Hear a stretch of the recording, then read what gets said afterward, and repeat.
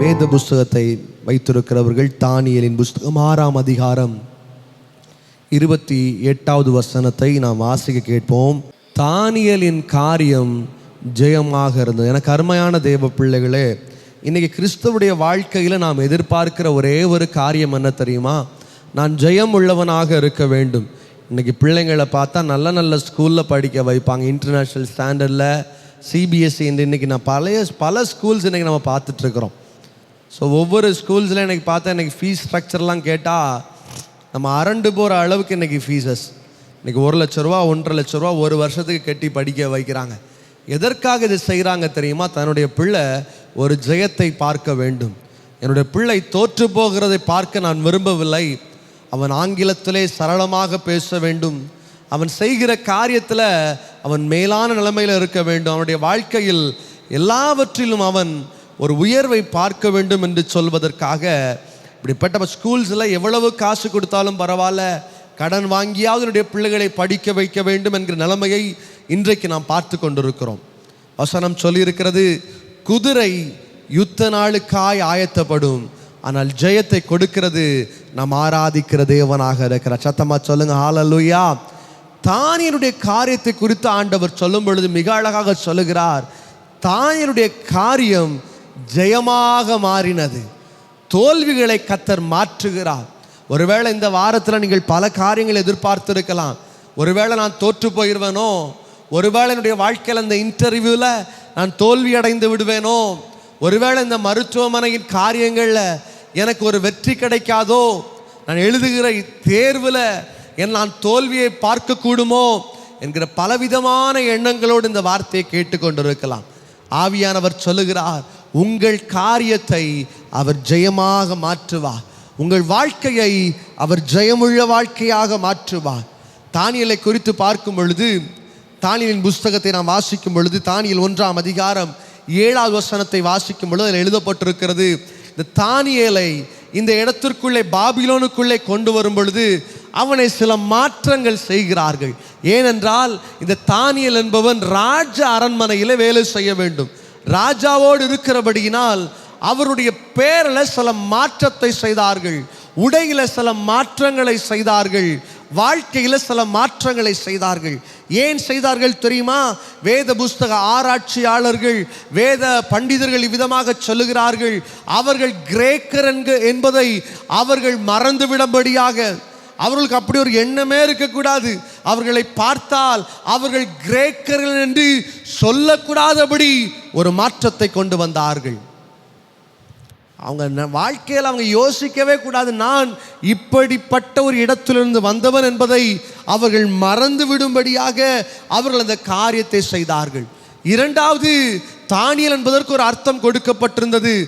தேவன் என்னுடைய ஜட்ஜாக இருக்கிறார் என்கிற ஒரு மூல பாஷை அர்த்தத்தை நாம் பார்த்து இருக்கிறோம். ஆனால் அதை மாற்றிவிட்டு பெல்ஷாசார் என்று மாற்றுகிறார்கள். காரணம் என்ன தெரியுமா? அந்த இடத்தில் இருக்கிற பாபிலோன் கடவுளுடைய பெயரை தானியேலுக்கு வைத்தார்கள். ஏனென்றால் இவன் யெகோவா தேவனை மறந்து போக வேண்டும். அந்த ராஜாவை, இவன் ஆராதிக்கிற தேவனை இவனை எப்படியாயிலும் மறந்து போக வேண்டும், இவனுடைய வாழ்க்கையில் பேரை கூட சொல்லக்கூடாது என்று சொல்லி அவனுடைய வாழ்க்கையை தலைகீழாக மாற்றுகிறார்கள். ஆனால் வேத புஸ்தகத்தில் வாசிக்கும் பொழுது தானியேல் மாறாமல் இருந்த 3 காரியங்களை உங்கள் மத்தியில் சொல்ல போகிறேன். மாறக்கூடாத 3. இன்னைக்கு மனிதர்கள் காணல் நீரை போல மாறிக்கிட்டே இருக்கிறாங்க. அதாவது தமிழில் ஒரு பேர் உண்டு, ஒரு விலங்குக்கு ஒரு பேர் உண்டு, பச்சைவந்தி என்று சொல்லுவார்கள். எத்தனை பேர் கேள்விப்பட்டிருக்கீங்கன்னு தெரியல. இடத்துக்கு ஏற்றது போல அது மாறிக்கொண்டே இருக்கும். ஆனால் தானியேலுடைய வாழ்க்கையில் அவனுடைய காரியம் ஜெயமாக மாறினதற்கு அவன் மாறக்கூடாத 3 காரியங்களை அவர் கடைபிடித்தார். வேத புஸ்தகத்தின் வாயிலாக அது உங்கள் மத்தியில் எடுத்து வைக்கும்படியாக விரும்புகிறேன். தானியேல் புஸ்தகம் 6ஆம் அதிகாரம் 16ஆம் வசனத்திலே மிக அழகான ஒரு காரியம் எழுதப்பட்டிருக்கிறது. அப்பொழுது ராஜா கட்டளையிட அவர்கள் தானியேலை கொண்டு வந்து அவனை சிங்க கெபியிலே போட்டார்கள். ராஜா தானியேலை நோக்கி, நீ இடைவிடாமல் ஆராதிக்கிற உன் தேவன் உன்னை தப்புவிப்பார் என்றார். ஏன் ஜெயத்தை ஆண்டவர் கொடுத்தார் தெரியுமா? தானியேலுடைய வாழ்க்கையில் பார்க்கும் பொழுது தரையூர் ராஜா அவனை அந்த சிங்க கெபிக்குள்ள தூக்கி போடுறார். அவர் காப்பாற்றி இருக்கலாம், ஆனால் சில நிர்பந்தமான சூழ்நிலையின் மத்தியில் அவனை தூக்கி அந்த சிங்க கெபிக்குள்ள தூக்கி போடுறார். தூக்கி போடும் பொழுது கூட நான் நினைக்கிறேன், இந்த தானியேல் தேவ சமூகத்தில் ஜெபம் செய்து கொண்டே இருந்திருப்பான். என்ன சொல்லியிருப்பான் தெரியுமா? ஆண்டவரே, இந்த நெருக்கம் உமக்கு தெரியும், இந்த போராட்டம் உமக்கு தெரியும், இந்த சூழ்நிலையில் மத்தியிலும் நீர் எனக்கு ஜெயத்தை கொடுக்க முடியும் என்கிற ஒரு விசுவாசம் அவனுக்குள்ளே கடந்து வந்திருக்கும். அதனால்தான் அந்த ராஜா சொல்றாரு, நீ இடைவிடாமல் ஆராதிக்கிற தேவன். அவன் ராஜாவின் பக்கத்தில் உட்கார்ந்திருந்தாலும் ஜெபிக்க மறக்கல, துன்பத்தின் நடுவில் நடந்தாலும் ஜெபிக்க மறக்கல, சோர்வின் பள்ளத்தாக்க நடந்தாலும் ஜெபிக்க மறக்கல. அந்த சிங்க கெபிக்குள்ள போகும்போது கூட he was praying, அவன் ஜெபித்து கொண்டே இருக்கிறான். இன்னைக்கு கொஞ்சம் பிரச்சனை வந்தாலே ஜெபிக்க மறந்துடுறோம். இன்னைக்கு கொஞ்சம் போராட்டம் வந்தாலே ஜெபிக்க மறந்துடுறோம். இன்னைக்கு கொஞ்சம் வேலைகள் அதிகரித்து விட்டதே ஆனால் ஜெபிக்க மறந்து விடுகிறோம். ஆனால் தானியேலுடைய காரியம் ஜெயமாய் மாறினதற்கான முதல் காரணம் என்ன தெரியுமா? அவன் ஜெபிப்பதை தன்னுடைய வாழ்க்கையில் அவன் மறந்து போகவில்லை. இக்கட்டி நேரத்திலும் ஜெபிக்கிறான், சந்தோஷமா இருக்கும் போதும் ஜெபிக்கிறான், பத்திரத்தில் கையெழுத்து இடப்பட்டது என்று தெரிந்தும் ஜெபிக்கிறான். என்னை தூக்கி செங்க கெபில போட்டாலும் பரவாயில்ல, அவன் ஜெபித்து கொண்டே இருக்கிறான். அந்த ஜெபம் அவனுடைய காரியத்தை ஜெயமாக மாற்றினது. இன்னைக்கு நம்முடைய வாழ்க்கையில் ஜெபிக்க மறந்து போகிறோம். நேரம் கிடைக்கும் போதெல்லாம் தேவ சமூகத்தில் வேற எந்தெந்த காரியத்திற்கெல்லாமோ எவ்வளவோ நேரத்தை செலவழிக்கிறோம். இன்னைக்கு கொஞ்ச நேரம் தேவ சமூகத்தில் உட்கார்ந்த, ஆண்டவரே, என்னுடைய வாழ்க்கையில் ஒரு ஜெயத்தை கொடுக்க மாட்டீராப்பா, என்னுடைய வாழ்க்கையில் ஒரு வெற்றியை கொடுக்க மாட்டீரா? வேத புஸ்தகத்திலே அன்னாளை குறித்து வாசிக்கும் பொழுது உலகமெல்லாம் அவளை ஏளனமாய் பேசினது. அவருடைய சூழ்நிலையை குறித்து கொச்சைப்படுத்தி பேசினார்கள்.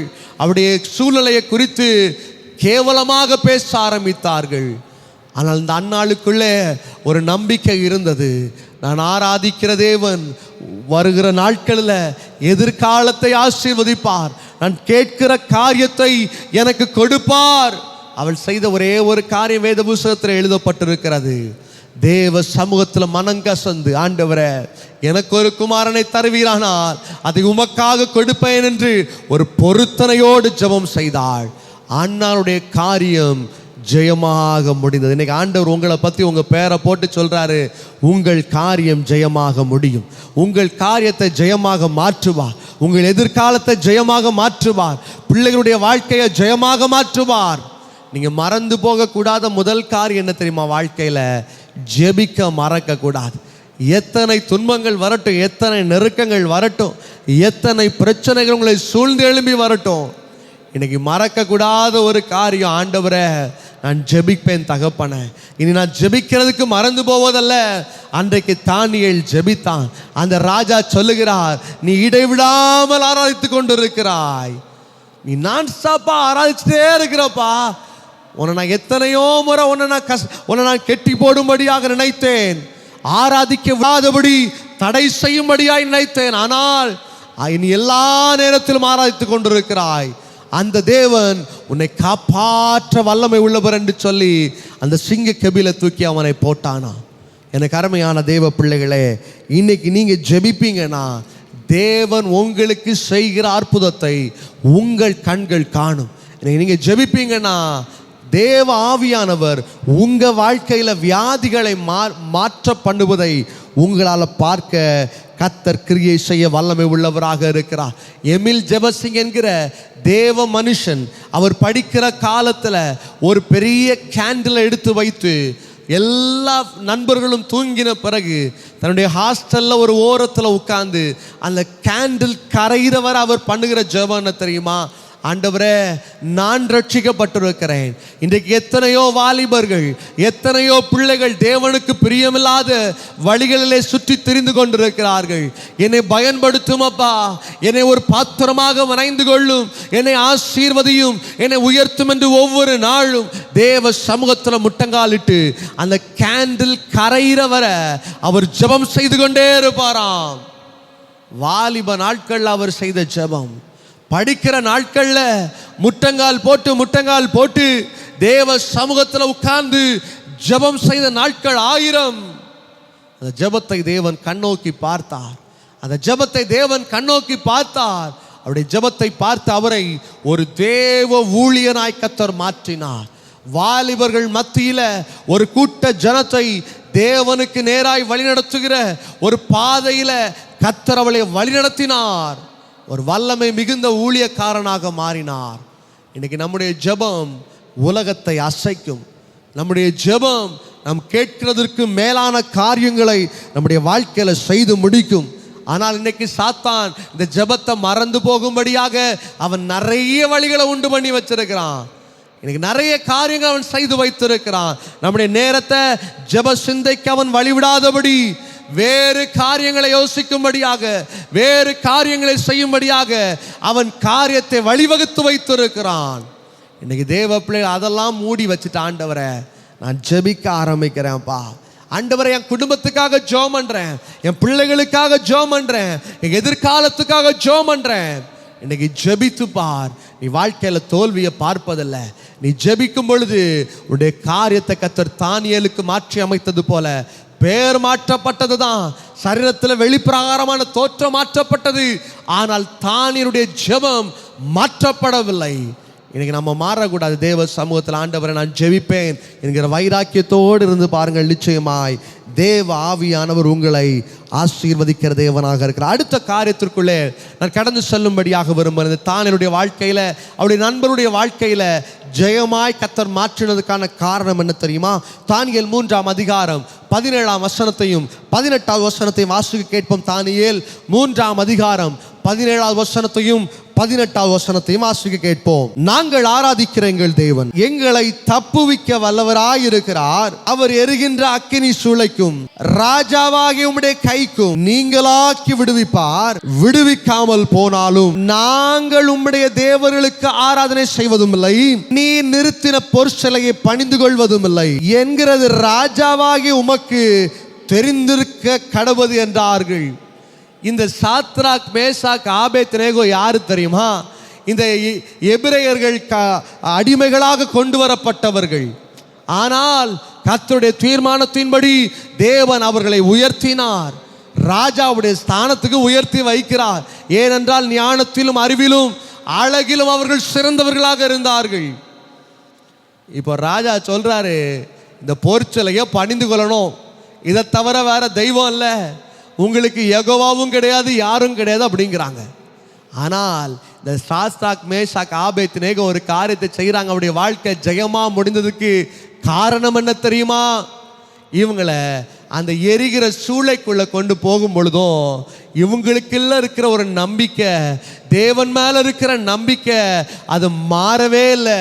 அவர்கள் சொல்லுகிறார்கள், அவர் எங்களை கொன்று போட்டாலும் பரவாயில்ல, அவர் என்னை அடித்து போட்டாலும் பரவாயில்ல, எங்கள் தேவனை தவிர எந்த சூழ்நிலையிலும், எங்க ஆண்டவரை தவிர எந்த சூழ்நிலையிலும் நாங்கள் வேற எதையும் செய்ய போறதில்லை. ஏனென்றால் எங்களை வாழ வைத்தது நாங்கள் ஆராதிக்கிற தெய்வம். சத்தமா சொல்லுங்க ஹல்லேலூயா. இன்னைக்கு தேவ பிள்ளைகள் ஆண்டவர் ஆராதிக்கிறது கூட மறந்துட்டாங்க. இன்னைக்கு வேற எல்லா காரியத்துக்கும் முக்கியத்துவம் கொடுப்பாங்க. தேவனை ஆராதிக்க வாங்க, நோ, விருப்பம் இல்லை, மறந்து போனார்கள். தேவ சமூகத்தை மறந்து போனார்கள். தேவ பிரசன்னத்தை மறந்து போனார்கள். இன்னைக்கு ஆண்டவர் கேட்கிறாரு, நான் உன்னை மறந்தால் என்ன ஆகக்கூடும்? இன்னைக்கு ஆண்டவர் நம்மை மறக்கவே இல்லை.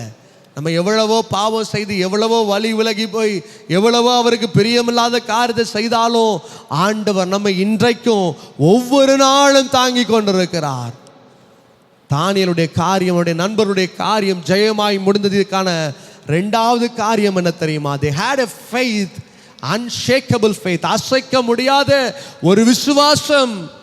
அந்த துக்கத்தின் நடுவிலும், அந்த துன்பத்தின் நடுவிலும், அந்த போராட்டத்தின் நடுவிலும் அவர்கள் மறக்காத காரியம் என்ன தெரியுமா?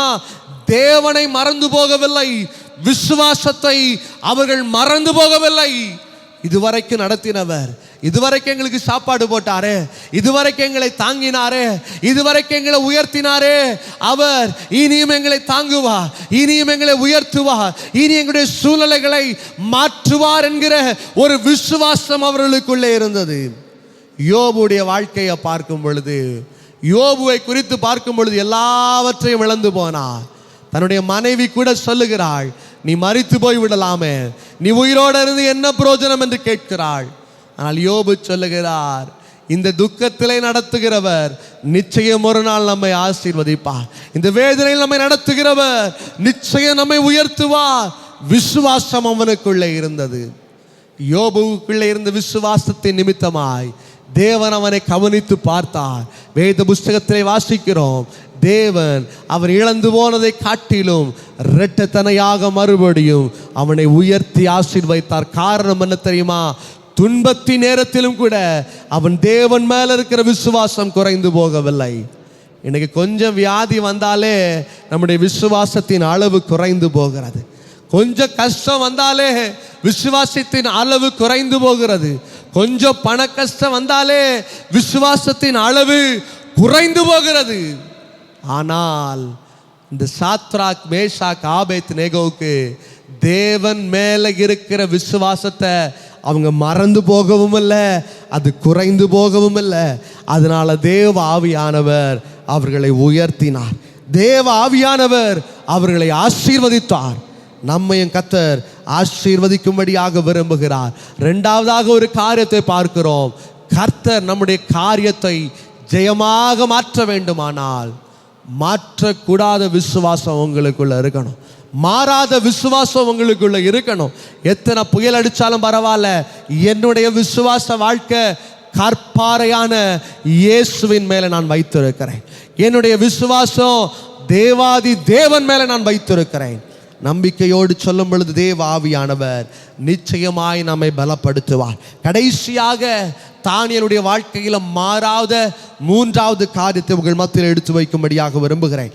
தானியேல் 2ஆம் அதிகாரம் 30வது வசனத்தை வாசிக்க கேட்போம். தானியேல் 2ஆம் அதிகாரம் 30வது வசனம். உயிரோடு இருக்கிற எல்லாரை பார்க்கிலும் எனக்கு அதிக ஞானம் உண்டென்பதினாலே அல்ல, அர்த்தம் ராஜாவுக்கு தெரிய வரவும் உம்முடைய இருதயத்தின் நினைவுகளை நீர் அறியவும் இந்த மறைப்பொருள் எனக்கு வெளியாக்கப்பட்டது. எனக்கு அருமையான தேவ ஜனமே, ஆண்டவர் தானியேலுடைய காரியத்தை ஜெயமாய் மாற்றினதற்கான மூன்றாவது ரகசியம் என்ன தெரியுமா?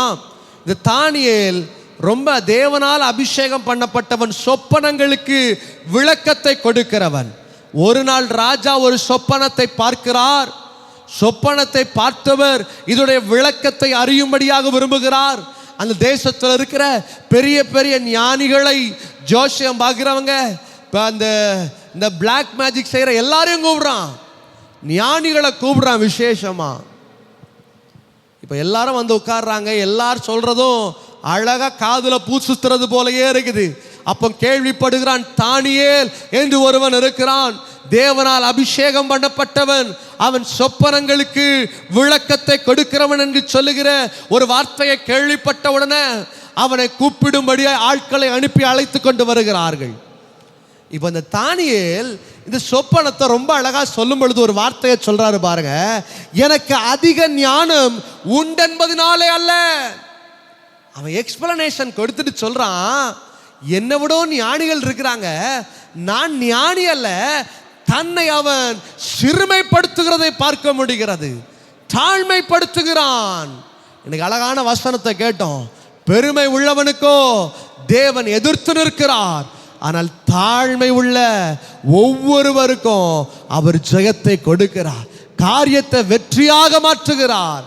தானியேலுக்குள்ள இருந்த மாறாத ஒரு காரியம் என்ன தெரியுமா? ராஜா பக்கத்தில் ராஜாவுடைய அந்த கனவை, அந்த சொப்பனத்தை வெளியரங்கப்படுத்துகிறான். படுத்திட்டு சொல்றான், எப்பா இது என்னுடைய ஞானம் அல்லப்பா, இது என்னுடைய பெருமைக்காக அல்ல, என்னுடைய புகழ்ச்சிக்காக அல்ல. ஐ ஹம்பிள் மை செல்ஃப், நான் என்னை தாழ்த்துகிறேன், இது தேவனுடைய கிருபை என்று ஒப்பு கொடுக்கிறான். இன்னைக்கு மனுஷன் கொஞ்சம் உயர்ந்துட்டாலே அவனை கையில் பிடிக்க முடியாது. கொஞ்சம் ஒரு பெரிய அளவுக்கு வந்துட்டாங்கன்னா அதுக்கு பிறகு அவங்கள பார்க்கணும்னா லைன்ல தான் நிற்கணும்.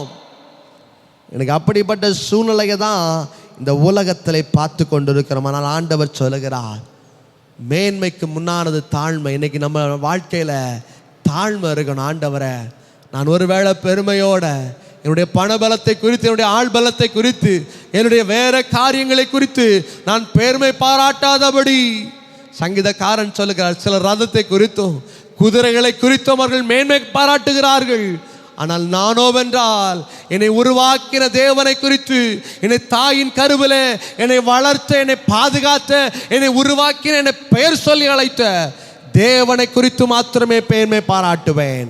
தானியனுடைய காரியம் ஜெயமாய் முடிந்தது. காரியம் என்ன தெரியுமா? அவனுக்குள்ளே இருந்த ஒரு தாழ்மை. என்னை கர்த்தர் எவ்வளவு உயர்த்தினாலும் பரவாயில்ல, ஆண்டவரை பார்த்து சொல்லுங்க, ஆண்டவரை இது என்னால் உண்டானதல்லப்பா. ஆண்டவரை இந்த பதவி, இந்த காசு, இந்த பணம், இந்த ஆள்பலம் என்னால் உண்டானதில்லை ராஜா. நீர் எனக்கு கொடுத்திருக்கிற ஈவு, நீர் எனக்கு கொடுத்திருக்கிற ஒரு தயவு. அந்த ராஜாவுடைய சொப்பனத்தை பார்த்தவன், விளக்கத்தை கொடுத்தவன் தன்னுடைய இருதயத்தை உடைத்து சொல்லுகிறான், எனக்கு அதிகம் ஞானம் உண்டு என்பதில்லை. நான் இது சொல்றதுனால நான் பெரிய ஞானி என்று நீங்கள் எண்ண வேண்டாம். நான் இந்த சொப்பனத்தை சொல்றதுனால நான் பெரியவன் என்று நீ எண்ண வேண்டாம். நான் தாழ்மை உள்ளவன். இந்த துதியும் கனமும் எல்லாம் ஆண்டவர் ஒருவருக்கு. தன்னை அப்படியே உடைக்கிறான் தேவ சமூகத்துல. இன்னைக்கு ஆண்டவர் நம்மை உயர்த்த உயர்த்த உயர்த்த உடைக்க ஆரம்பிப்போம். இன்னைக்கு கர்த்தர் நம்மை ஆசீர்வதிக்க, ஆண்டவரே நான் ஒரு நாள்ல கஷ்டப்பட்டது உண்மைதான், நீங்க தான் என்ன உயர்த்தி வச்சிருக்கிறீங்க. என்னுடைய ஞானம் அல்லப்பா, என்னுடைய பலன் அல்ல. வசனம் சொல்லியிருக்கிற பலத்தினாலும் அல்ல, பராக்கிரமத்தினாலும் அல்ல, தேவ ஆவியினால் ஆகும். தானியேலை குறித்து சொல்லும் பொழுது ஆண்டவருடைய காரியத்தை ஜெயமாக மாற்றினதுக்கான 3 காரியங்களை பார்க்கிறோம். அவன் மறக்காத 3 காரியங்கள், அவனுடைய நண்பர்கள் மறக்காத 3 காரியங்களை பார்க்கிறோம். முதலாவது பார்த்தோம், ஜெபத்தை மறக்கல. வாழ்க்கையில சூழ்நிலைகள் எப்படி வந்தாலும் பரவாயில்ல, I will keep praying, ஜெபித்து கொண்டே இருக்கிறான். ராஜா சொல்றாரு, நீ இடைவிடாமல் ஆராதிக்கிற, ஜெபித்து கொண்டே இருக்கிறான். இரண்டாவது பார்க்கிறோம் விசுவாசம். என்னை போட்டாலும் பரவாயில்ல, அவர் என்னை கொன்றாயிலும் பரவாயில்ல, நான் செத்தாலும் பரவாயில்ல, அந்த விசுவாசம் நம்பிக்கை எங்கள் தேவன் மேல இருக்கிறோம் என்று ஒரு வைராக்கியமாக இருந்தார்கள். மூன்றாவது பார்க்கிறோம், தன்னை தாழ்த்துகிறான். ராஜ அரண்மனையில் உட்கார்ந்திருந்தாலும், ராஜ சாப்பாடை சாப்பிட்டாலும், ராஜ துணியை அணிந்திருந்தாலும், அவன் வெளிப்பிரகாரம் மாறிட்டு அவன் ஒரு பாபிலோனியனை போல இருக்கிறான். ஆனால் அவனுக்குள்ளே தாழ்மை இருந்தது. இன்னைக்கு தேவன் நம்மகிட்ட விரும்புகிற காரியம் வெளிப்பிரகாரமான வேஷம் அல்ல, உண்மையான ஒரு இருதயம். வெளியரங்கமான வாழ்க்கை அல்ல, உண்மையான இருதயத்தை கர்த்தர் பார்க்கிறார். மாற்றம் என்பது வெளியே வரக்கூடாது, மாற்றம் என்பது வாழ்க்கையில வர வேண்டும். கிறிஸ்தவன் என்று வாழக்கூடாது, கிறிஸ்து எனக்குள்ளே இருக்கிறார் என்கிற ஒரு வைராக்கியத்தில் வாழ வேண்டும். இன்னைக்கு நிறைய பேரை பார்க்கிறோம், அவன் கிறிஸ்தவன் இவன் கிறிஸ்தவன் சொல்லுவான். ஆனால் இன்றைக்கு தேவனை ஆராதிக்கிற பிள்ளைகள் நாம் சொல்ல வேண்டும், எனக்குள்ளே கிறிஸ்து இருக்கிறார், கிறிஸ்து எனக்கு ஜீவன், சாவு என்னுடைய ஆதாயம் என்று சொல்லுகிறது போல அவருடைய ஜீவனாக இருக்கிறார், அவருடைய பலனாக இருக்கிறார். அவர் எனக்கு புது வாழ்வை கொடுப்பார், என்னுடைய துக்கங்களை அவர் மாற்றுவார் என்கிற ஒரு நம்பிக்கையோடு தேவ சமூகத்தில் காத்திருப்போம். நிச்சயமாக தேவ ஆவியானவர் நம்முடைய காரியத்தை அவர் ஜெயமாக மாற்றுவார். நாம் காத்திருப்போம், ஜெபம் செய்வோம், விசுவாசத்தில் நிலைத்திருப்போம். எவ்வளவுதான் ஆண்டவர் நம்மை உயர்த்தினாலும் தாழ்மையில காத்திருப்போம். ஆண்டவரை நான் காத்திருக்கிறேன்ப்பா, உடைத்தாலும் பரவாயில்ல, நீர் என்னை உருவாக்குவீர், நொறுக்கினாலும் பரவாயில்ல, என்னை தேற்றுவீர் என்று தேவ சமூகத்தில் காத்திருக்கும் பொழுது பரிசுத்த ஆவியானவர் நம்மை வழி நடத்த, நம்மை பாதுகாக்க, இந்த வருகிற நாட்களில் நம்மை உயர்த்த வல்லமை உள்ளவராக இருக்கிற. முடிந்த எல்லாம் நம்ம வாய்களை திறந்து சகோதரர் எபிசாம் மூலமாக பகிரப்பட்ட இந்த தேவ செய்தி உங்களுக்கு ஆசீர்வாதத்தை கொண்டு வந்திருக்கும் என்று நாங்கள் நம்புகிறோம். இந்த வார்த்தையால் நீங்கள் ஆசீர்வதிக்கப்பட்டிருந்தால் இதை உங்கள் நண்பர்களுடன் பகிர்ந்து கொள்ளுங்கள். உங்களுக்கு ஜெபம் தேவையா? நீங்கள் எந்த நேரத்திலும் 9952813788 என்ற எண்ணிற்கு எங்களை அழைக்கலாம். எங்கள் அதிகமான பிரசங்கங்கள் மற்றும் நேரடி ஆராதனைகளை லைவ் வர்ஷிப் காண யூடியூப் உள்ள எங்கள் சேனலை பாருங்கள். RHEMAMINISTRIESNGL. தேவன் உங்களை ஆசீர்வதிப்பாராக.